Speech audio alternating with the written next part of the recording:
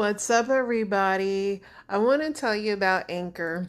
If you haven't heard about Anchor by Spotify, it's one of the easiest ways to make a podcast with everything you need all in one place. Let me explain.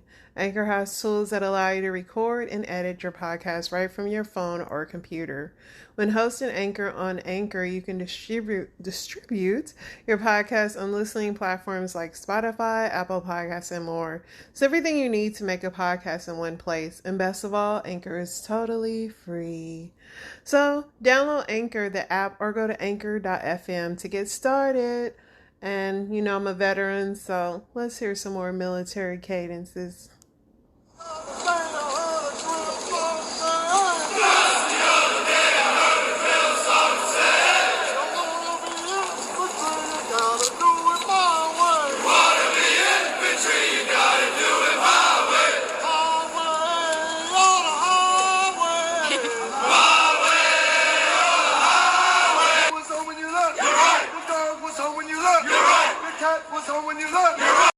Welcome to F is for Family. I know I've changed this 1,000 times. Anyway, I want to talk about interracial relationships. I can't believe we're still talking about that in 2022. I myself am in an interracial relationship. My husband is Hispanic. I have dated outside of my race, but my sons happen to be black. My husbands were black. I am, contrary to popular belief, very pro-black, but I do not judge people by their skin, because guess what? We are the color of our skin by like a scientific thing like that happened. It's not like we went into a store and picked our skin color. And the fact that people still get caught up on that, especially so-called people that believe in God, it's like, God made us all, right? It's just crazy to me. It's crazy, and like, you love who you love. I don't know why we need to be worrying about who is with who, and it's like, oh my gosh, it's exhausting. Like, it's like, do the animals have this problem? When you see the animals mating, do they like only go with somebody that's a certain color of lion? Or I don't know, I just wonder, because sometimes as humans it's just exhausting, the things that we fight about amongst ourselves. But I want to play some stories about what other issues people have been having with it. First, I'm going to play some jokes because they're funny. So, in a song. Oh, let's go. Brown girl, I like a little vanilla in my life, and I might one day be a white dude's wife. That's alright. Yeah, I got a type, so people don't like it, but the swirl is the hype. When I see a cute guy, I always gotta think, is he down with the brown? If he is, we about to link. And I ain't talking about the TikTok boys looking for clout, cause we can see right through the facade. Gross me out. I wonder, will he ever like me back? Imagine liking white boys when you're black, especially when you're from the south. The guys that like me are yeehaws with tobacco in their mouth. My celebrity crush, my little cinnamon bun. Ooh, that boy's the one, and I'm still not done. I never met him, he never met me. If he ain't down with the brown, what he about to be? But I digress, y'all never mind the rest. I just like what I like, speaking from the chest. But hit me up if you're looking for a black girl, cause you know that this girl is down with the swirl. There you go. I love free love. Here's some jokes. Let's go. But I don't know, I'm trying to open my eyes up a little bit more. Like, I was out here for the whole Black Lives Matter movement and shit like that. I was out in the protest myself. I was new to town. I thought it'd be a good way to meet people. Rub some elbows, kiss some babies, you know what I mean? But what I do, I walked out of there with a black girlfriend. Yeah. A lot of you motherfuckers went home and put a black square on your Instagram. I go home, I go down on a black box, okay? Fucking talking the talk, walking the walk, alright? Man in the Mirror, it's a Michael Jackson song. And my girlfriend told me about it. You guys should fucking look that one up. Time to make a change. That was funny. Let's go to our next joke. If you guys are in interracial relationships, but when she gets mad at me, she hides my sunscreen.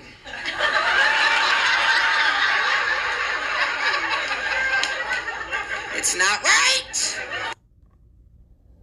see the humor. Like, dating, like, in an interracial relationship is so fun. Like, especially if you have a partner with a sense of humor. I love teasing my husband. Like, that's the best part of it. I love it so much. So let's hear about a man that adopted a black baby and the things he faces with that.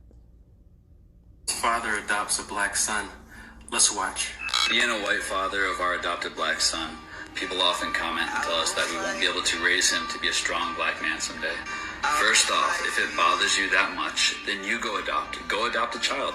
Go change a child's life. There's so many kids of all ages and races who need adopted. And if that's something that you're not willing or able to do, reach out to people like me. Message us and show us love. Just say, hey, if you guys need anything ever, let us know. If you have any questions about anything whatsoever about raising a young black man, let us know. We'll be there for you. It takes a village, you guys. Reaching out to me and messaging me and let me know that you're there for me will change his life a lot more than just telling me that he can't do something. Honestly, we're trying our best. We're giving him everything that we have because being a father to him is seriously the best gift. The best. You know, this takes some real bravery to put this out here because, you know, there's so much negative things that people say. So much easier for people to say negative things online as well. And it's crazy because now this son, he has a father, you know, he has a family that he can come home to. Why do people say things like this? I have no clue. It's nothing wrong with having a blended family. And I think it's more powerful that, you know, he's coming out here and sharing this, letting people know that, you know, these ignorant statements, they're not cool, man. They're not cool. They've never been cool, and they still are not cool today. Let's keep watching. So, when we went into the adoption process, we had no preference on race of the baby or the parents. With that being said, there was a lot of conversations that happened personally with us and our black friends and our friends of color about the fact that we are both white, my husband and I, and if we truly and honestly, heart to heart with our friends, if they thought that we were capable of adopting outside of our race, of doing justice to the child's culture, to the child's heritage, because we know that there is so many differences. Are we going to put the time in? Are we going to put the love in? Are we going to put the energy in? Are we going to be willing to move if we need to be around more people that look like our baby, so she doesn't, or he doesn't, because we didn't know at the time, feel isolated. So we didn't know, we didn't have preference, but it was considered. You know, cultures are completely different, but that doesn't mean that, you know, family has to be different. I'm glad that people are putting these videos out here, letting people know that it's okay. It's okay to have a son, a daughter who doesn't have the same skin complexion as you. And truth be told, like, you know, kids, they don't care about that stuff. Kids don't care about skin color, what you look like, how tall you are. All they really care about is just, is somebody there for me? Do I have love? You know what I mean? They definitely don't care about, you know, superficial things like this. And so if you're watching this right now, I want you to spread this message. Let people know that it's okay to have a blended family. There's nothing wrong with it. Anybody who's still thinking this way, they gotta change their mentality. Send this video to them, let them know. As always, stay inspired. So I totally agree with that. It's hard raising kids, period.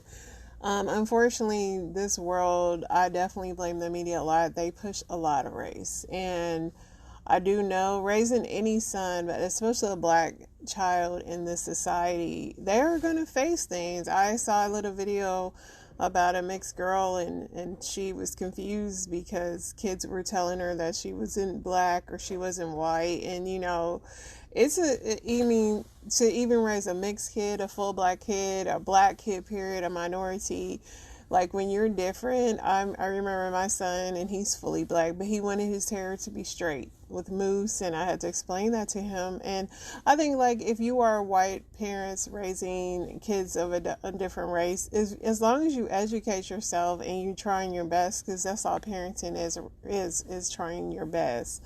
And there will be things that come up. I know Colin Kaepernick, his documentary was a lot about that, because, you know, especially when you're raised in a white household, it could be, you know, you're kind of your culture, you know, and that's where they'll have to do their homework on that, because he felt a lot, they couldn't understand things he was going through when he was discriminated against, when he couldn't make the quarterback in high school. He felt he was a bit discriminated against. His parents, you know, told him just keep going, and he was trying to tell him, like, you know, they're doing it on purpose. And even him there was a scene in that where he was profiled in the elevator where they were like asking if his parents were okay because Colin was black and his parents were white, and his parents really could not understand what he was going through.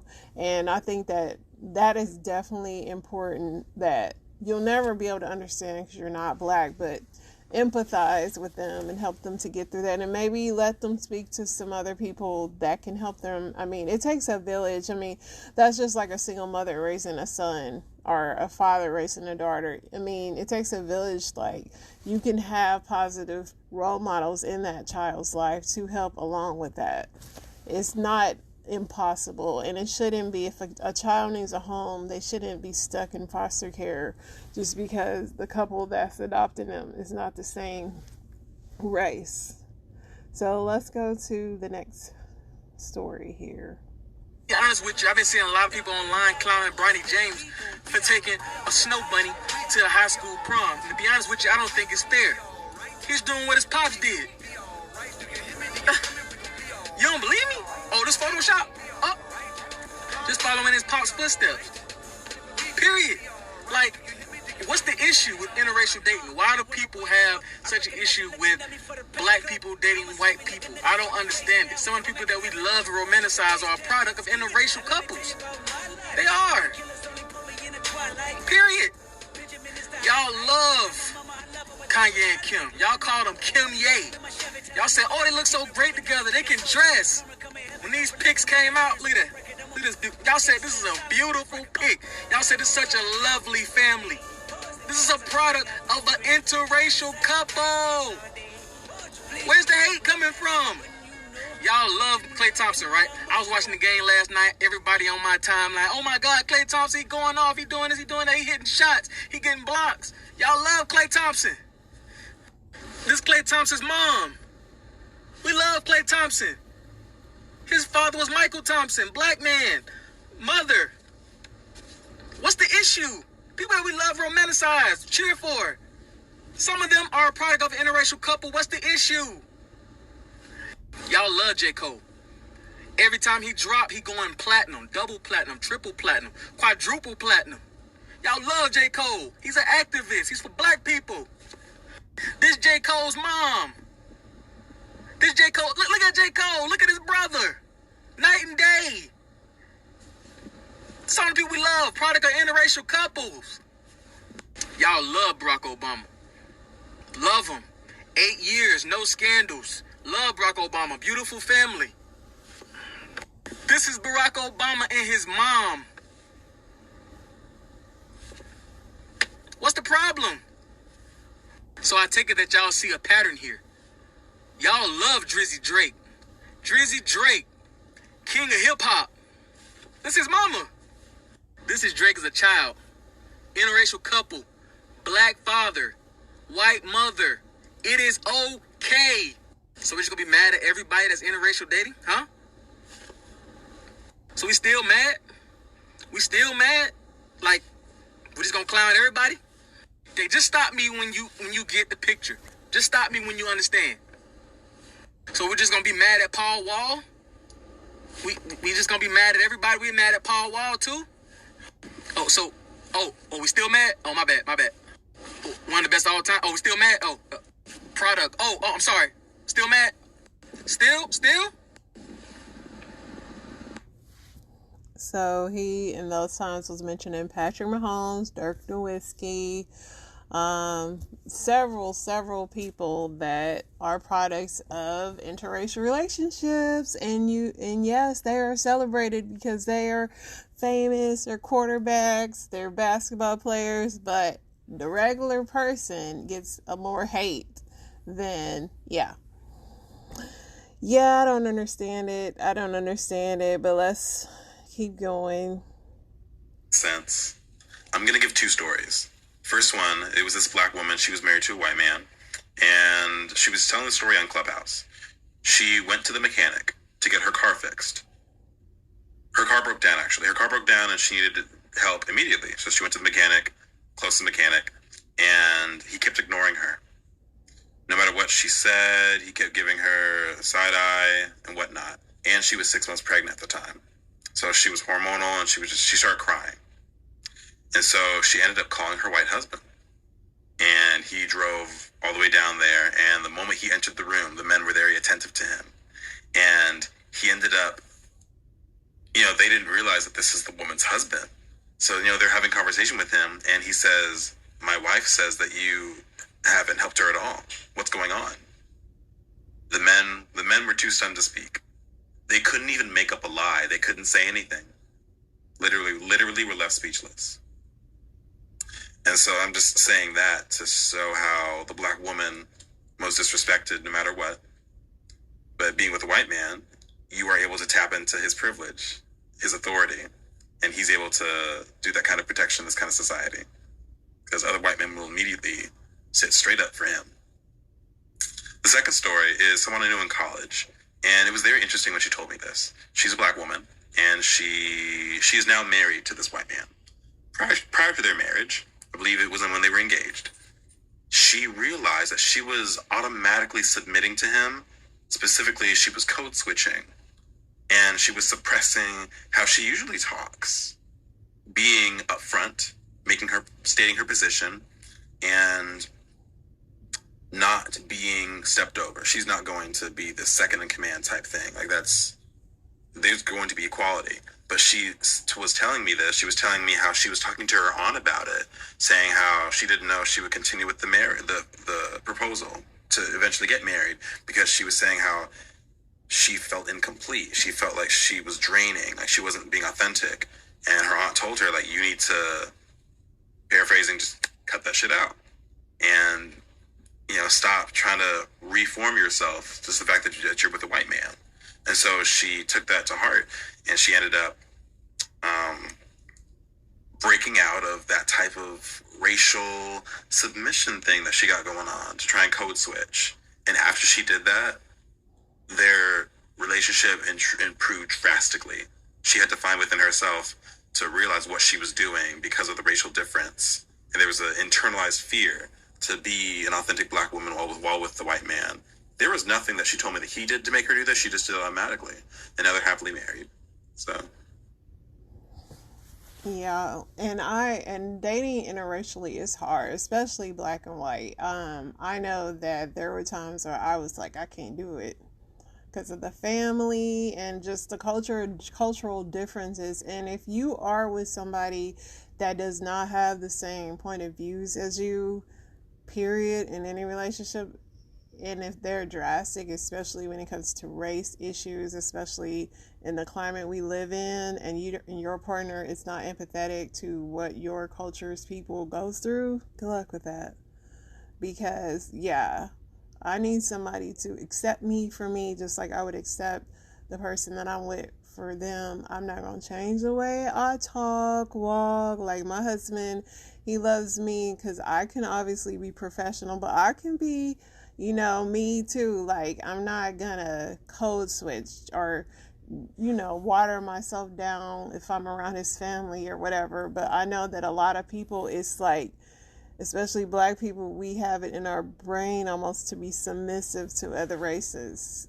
It's strange, and that's a very interesting topic, and one for me. Like I know when I dated interracially, a lot of people would say like, oh, I guess I'm not your type. It's like, dude, my sons are black, or why do you have to go that way? I mean, I've literally had people like follow me, like in the person I was dating that at that time was a white person, and it was like scary. I was scared for him.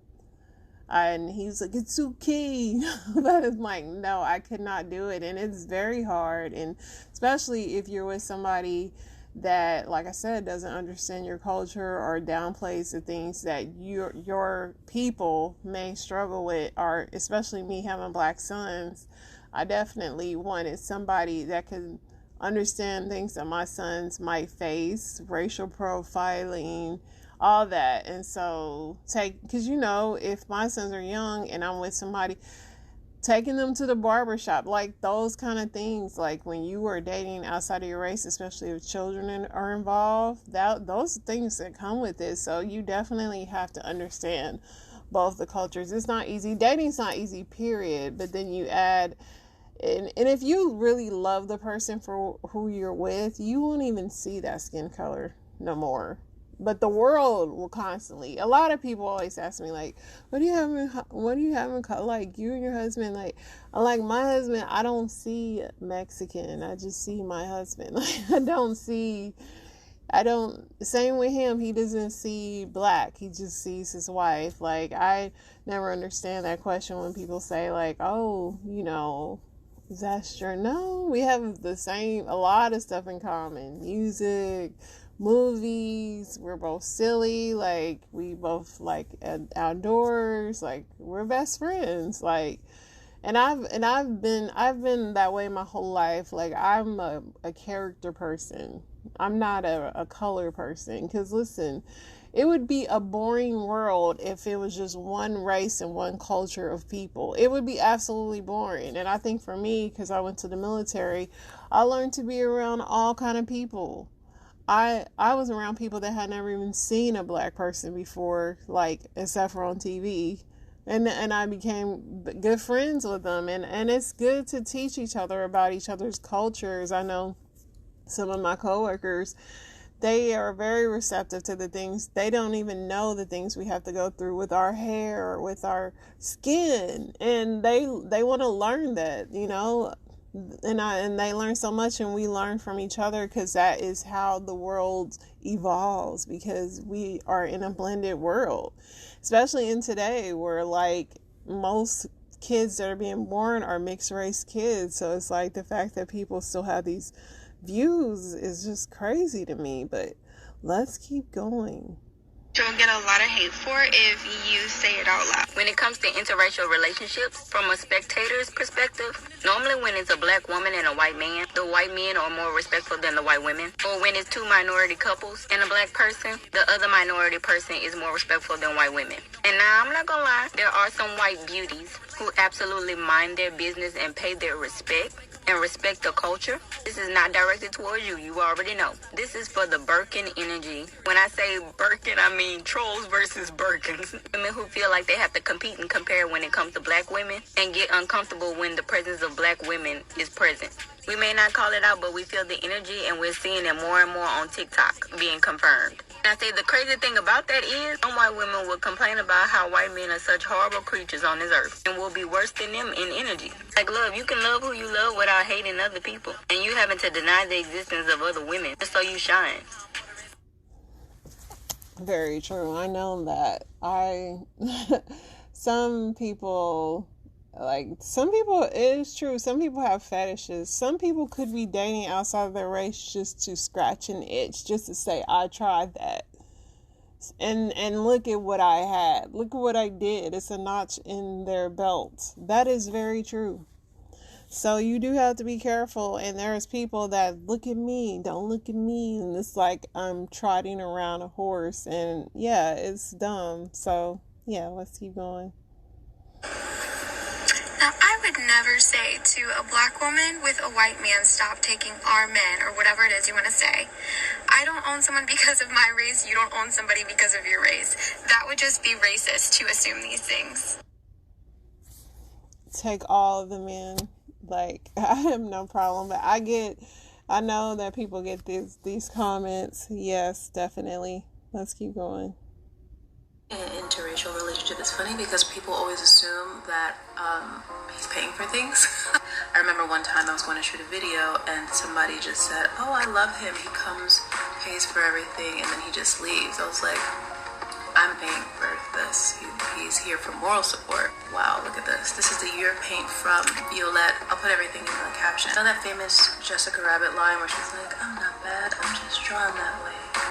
I feel like that a lot. For example, there were a lot of situations I remember being in where people would always assume, like, I'm the gold digger, I'm the groupie. I actually used to be like that, and the reason for me was just insecurity. It made me feel more comfortable to feel like, oh, I know what's going on. I guess on that front, I could have a little understanding, a little empathy. I did grow up in a way that kind of pushed me to have someone take care of me. And to be honest, when I first started dating, I was on that track. I evolved and grew. Anyway, let's go to the next video.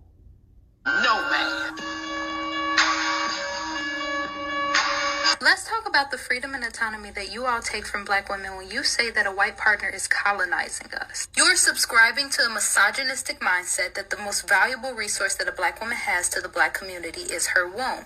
The word divesting particularly bothers me because it's saying that a black woman's refusal to reproduce with a black man is depriving him of something he is owed. Furthermore, it infantilizes the black woman, assuming that she cannot make decisions without the presence of a black man. The white man she believes that she is in love with is merely holding her captive. It is becoming increasingly apparent that a lot of black men only desire black women as a means to the political agenda of pro-blackness. They project this idea onto all couples, assuming that the white man can only see a black woman as a fetish, considering he has nothing to gain politically, and the black woman must be trying to gain something politically from the white man. Because dating for love is just unfathomable, Right? Mic drop on that.